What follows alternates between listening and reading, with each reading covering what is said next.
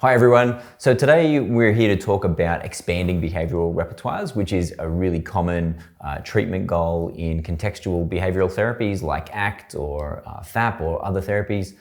So let's have a closer look.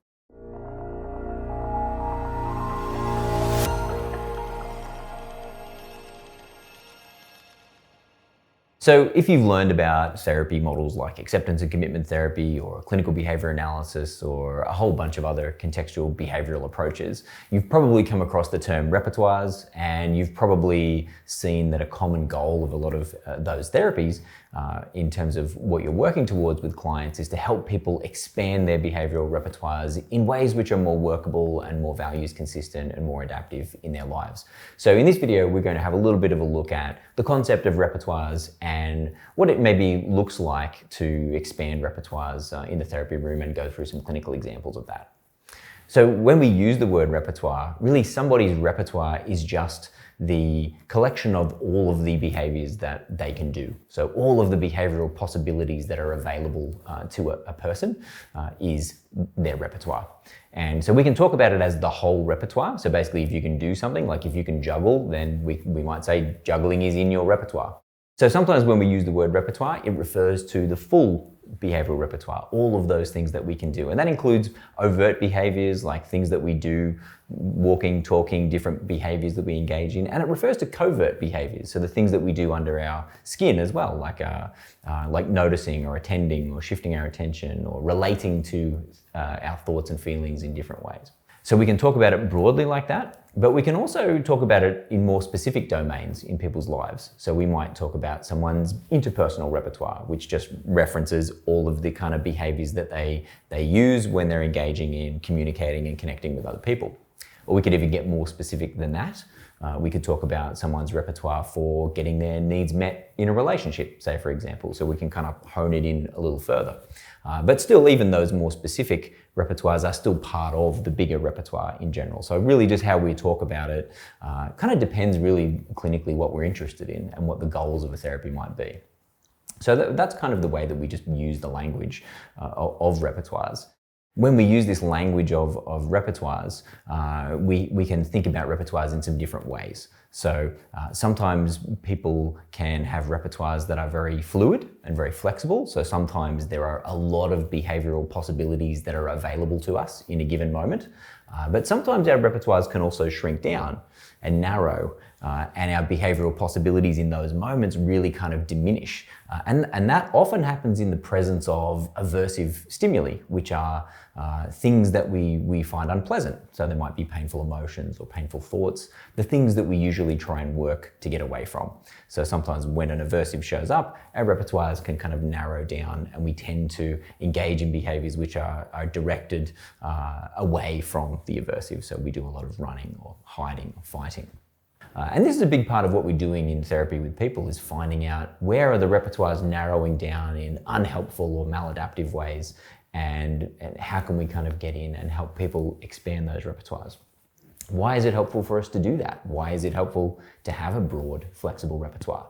Well, it means that you are less bound by the contextual conditions that you're under, and you're more likely to be able to respond adaptively. So if you can do lots of different things in a particular moment, you're more likely to be able to achieve outcomes that are adaptive or meaningful in your life, as opposed to if you can only do a really narrow range of things.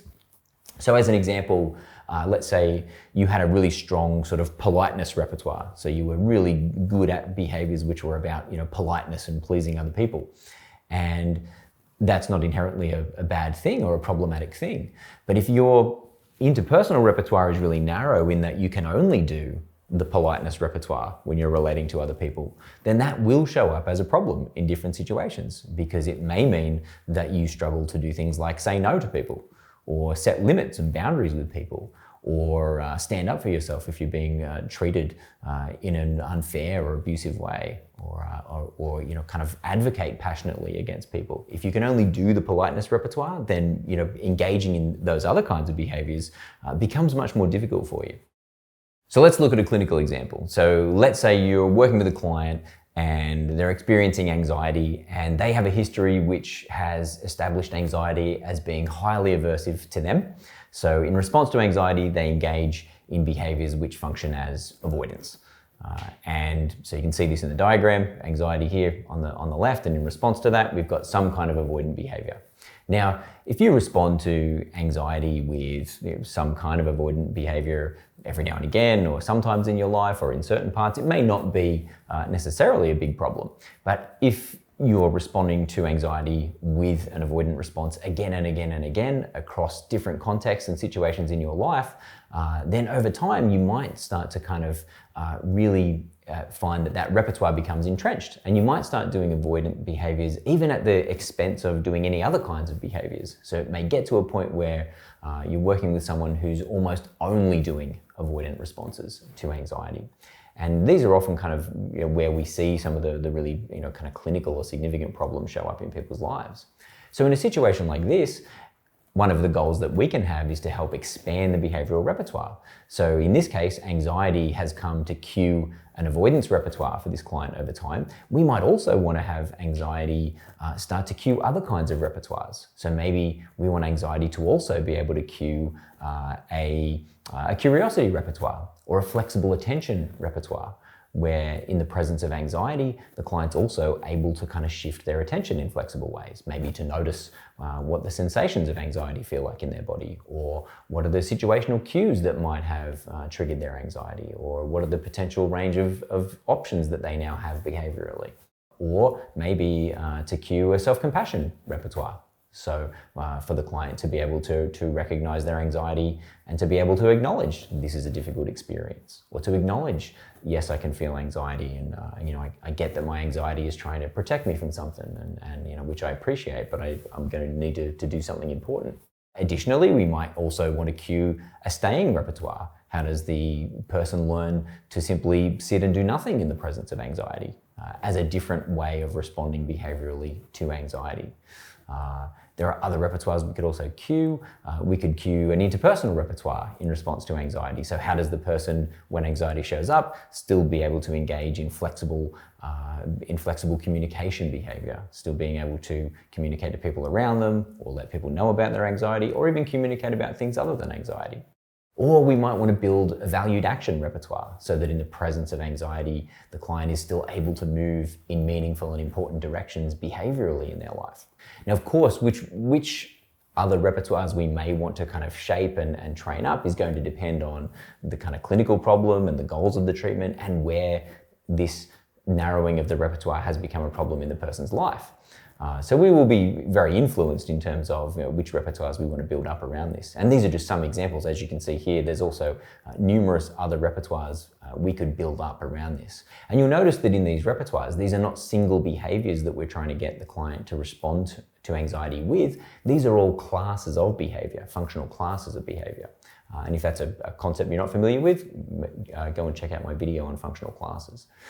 So we've got all of those behaviors that are now potentially able to be built into the repertoire. And you'll notice that some of these behaviors are overt behaviors. Some of them are covert behaviors. They're behaviors that are sort of happening under the skin, like the flexible attending or like the self-compassion, and many more things that we can kind of build in there. So really, how do we do this? How do we work with clients to expand their repertoires? And of course, this is a big question, and there are entire therapy models that are kind of built around answering this question, say like the ACT model as an example. But really simply speaking, to get any kind of behavior into the repertoire, we need to be able to do the behavior. So as a therapist, really what we're aiming for is to try and help our clients engage in different behavioral responses to the particular aversive stimuli that is narrowing down the repertoire.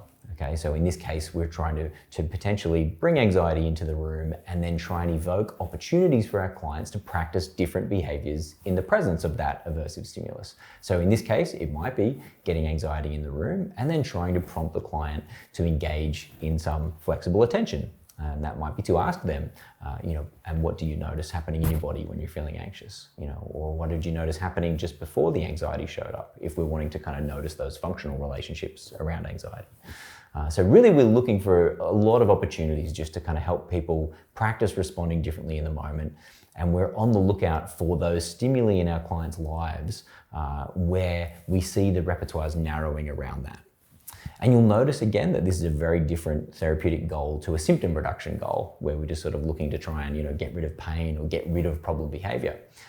In the diagram that we looked at, we're not necessarily trying to get rid of the avoidant responses to anxiety, but we're trying to add in additional responses to anxiety when it shows up, so that in the presence of anxiety, the client is able to do more things, have more possibilities, more options. If they can do different things, they can connect with different consequences, which means that they can kind of have a broader range of experiences in their lives and grow a more adaptive repertoire around anxiety over time.